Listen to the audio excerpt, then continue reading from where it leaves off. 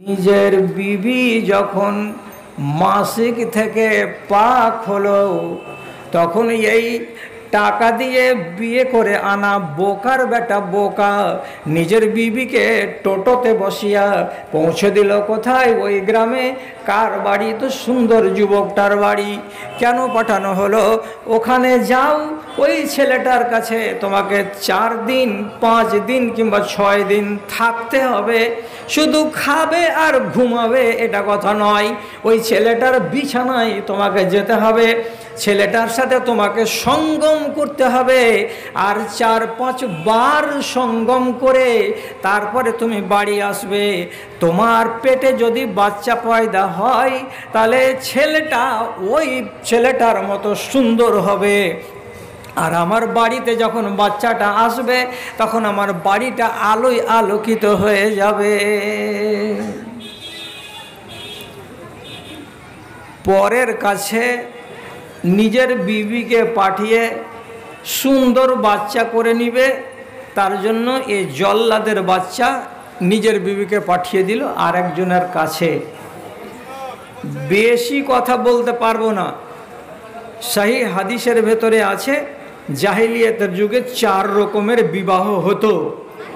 4 রকমের বিবাহকে রাসূল ক্যান্সেল করে দিয়ে একটা বিবাহকে রেখেছেন, যেটা আজ আমাদের দেশে রেওয়াজ আছে।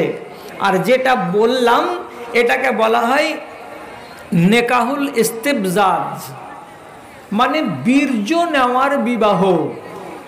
ওই ছেলেটাকে যদি 2000 টাকা দিতে হয় তো পকেট থেকে দিয়ে দেবে, আর দিয়ে নিজের বিবিকে আগিয়ে দিয়ে বলবে এর সাথে তুমি সঙ্গম করো, তোমার বীজটার দরকার।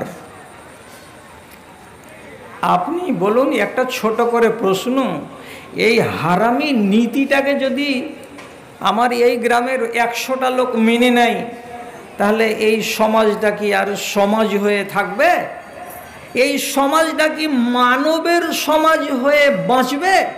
আর এইখানকার লোকগুলোকে কি মানুষ বলা যাবে? তাহলে এরা কত অসামাজিক জীব ছিল।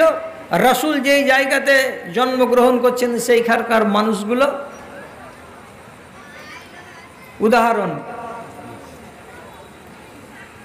আগেকার রেওয়াজ, রাসূলের কাছে কিছু মেয়ে ছেলে এসেছে যে আমরা মুসলমান হয়েছি, তো আপনি আমাদের বয়াত নেন। তো আল্লাহ পাকের রাসূল কোনো বেটা ছেলের কাছে বয়াত নিলে হাতে হাত দিতেন, কিন্তু মেয়ে ছেলে যদি আসতো বয়াত করতে তো রাসূল হাতে হাত দিতেন না, মুখে মুখে বলতেন আমি যা বলছি তোমরা বলো, তাহলে বয়াত হয়ে যাবে। এবার 4-5টা বেটি ছেলে রাসূলের কাছে এসে বয়াত নিচ্ছে, আল্লাহ পাকের রাসূল তাদেরকে বয়াত পড়াচ্ছেন। তো কি কি বলছেন? প্রথমে আল্লাহ তুশরিক না বিল্লাহে, ও মেয়েরা তোমরা আজ থেকে শিরিক করবে না। তার মানে আসমানের মালিককে মালিক বলে যদি মেনে নিয়ে থাকো, এরপরে তোমাকে দুর্গাকে মানা চলবে না, কালীকে মানা চলবে না, সন্তোষীকে মানা চলবে না, বিষ্ণু ভগবানকে মানা চলবে না।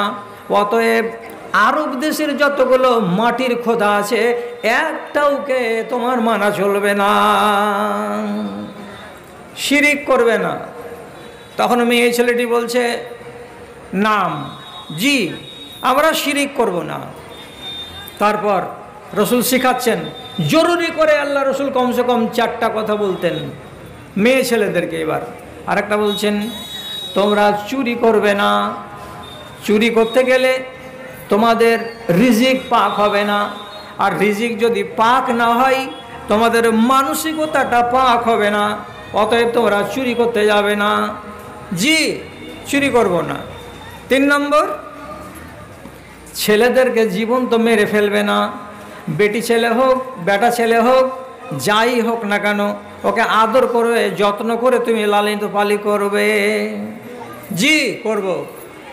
তারপরে রাসূল মেয়েদের যেটা রোগ, সে রোগকে ছাড়াবার জন্য এবার বলছেন কি, তোমরা গলা ফেড়ে ফেড়ে, বুকের কাপড়কে নুচে নুচে, গালকে নুচে নুচে বাড়িতে যদি মানুষ মরে যায় আহাজারি করে রোনাজারি করবে না, এবং গলা ফাটিয়ে ফাটিয়ে কান্না করবে না। এমন করে গলা উঁচু করে নিজের জামা কাপড়কে ছিঁড়ে চুলগুলোকে পাগলির মতো খুলে দিয়ে আর বুকে দুম দুম করে এমনি করে বুকের উপরে পিল কিল মেরে মেরে তুমি তোমার মরা মানুষের নামে কাঁদবে না, নওহা করবে না, কাঁদাকাঁদি চলবে না, একদম চলবে না। মেয়ে ছেলে কাঁদে বেশি, রাসূল তাদের এই রোগটাকে সারাবার জন্য কাঁদতে নিষেধ করলেন। 4টা মেয়ে ছেলের ভেতরে 3টা মেয়ে ছেলে বলছে জি আমরা কাঁদব না। কিন্তু সমাজ রেওয়াজ যেটা আছে সেটাকে মুছবে কি দিয়ে? হঠাৎ একটা বেটি ছেলে তার মধ্যে থেকে বলছে, আল্লাহ পাকের রসুল 3টা কথার বয়াত নিলাম, কিন্তু 4 নম্বর কথাটার বয়াত নিতে আমি পারবো না। কেন বয়াত করবে না তুমি? কাঁদাকাটি করা চলবে না, গলাবাজি করে উঁচিয়ে উঁচিয়ে তোমার রোনাজারি করা চলবে না, কেন তুমি বয়াত করবে না? এটাই তো বলছে আমাদের দেশের রেওয়াজ আছে, আমার যদি মা মরে তা আমি একটা বেটি, তো একটা বেটি মায়ের নামে কেঁদে যশ করতে পারবো কি? অতখানি কি একাই আমি কাঁদতে পারবো যতখানি কান্না দরকার আমার মার জন্য? তো কি করি আমরা? উত্তর পাড়া থেকে দক্ষিণ পাড়া থেকে কান্দনি ভাড়া করে নিয়ে আসি। চল তোকে জাহানুরের মা, আর মা মরেছে, কি করতে হবে? তো কাঁদতে হবে। এ বাড়ি যায় বলছে আখলে মার মাকে, একটু আমার বাড়ি আয় না, আমার মা মরেছে। না বাবু, আজ আমি পাবো না, আজ আমি ধান মেলে দিয়েছি, আমি কাঁদতে পাবো না। তো আমার ছোট যা জনক বসে আছে ওকে ডেকে নিয়ে যা। 7-8টা মেয়েকে টোলা থেকে ডেকে নিয়ে এসে এক জায়গাতে জমা হয়ে মরা মানুষটাকে সামনে করে সবাই মিলে কাঁদছে। অথচ একজনের এটা মা কিংবা একজনের এটা বাপ, বাকি এই 5টা বেটি ছেলের মাও লয়, ওর বাপও লয়, ওর মার ভাতারও লয়, কিছুই লয়। তো তোরা কেন কাঁদছিস? খুনু খাই কাঁদা চলে যাচ্ছে, এতদিন বেঁচে থাকলা, এখন তুমি মরে গেলা বাজি হে। বুক চাপড়ায় যে যেমন করে পারে আপন আপন ভঙ্গিমাতে কাঁদে। এই বেটি ছেলেটা বলছি এইটার উপরে আমি বয়াত করতে পারবো না আল্লাহ রসুল, যে কাঁদা বন্ধ করব আমি। কেন রে বাবা?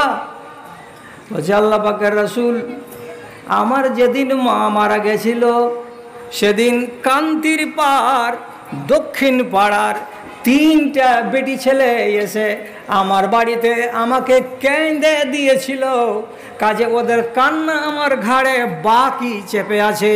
যতদিন ওর মা না মরবে, ওর বাপ না মরবে, আর আমি যতদিন কান্না শোধ করে দিতে না পারবো ততদিন কান্না বন্ধ করতে পারবো না। রসুল বলছেন, আহারে দরদির বেটি রে, তোর মার জন্য কেঁদে দিয়েছে তসলিমার মা, ওর জন্য তুই কেঁদে দিবি তারপরে বয়াত করবে? রাসূল বললেন জেহালাত। রাসূল বললেন এটা হলো মূর্খতা, এটাতে কোনো লাভ হয় না রে বাবা। অতএব এরা যেমন বন্ধ করে দিয়েছে তোমাকেও তেমনি বন্ধ করে দিতে হবে।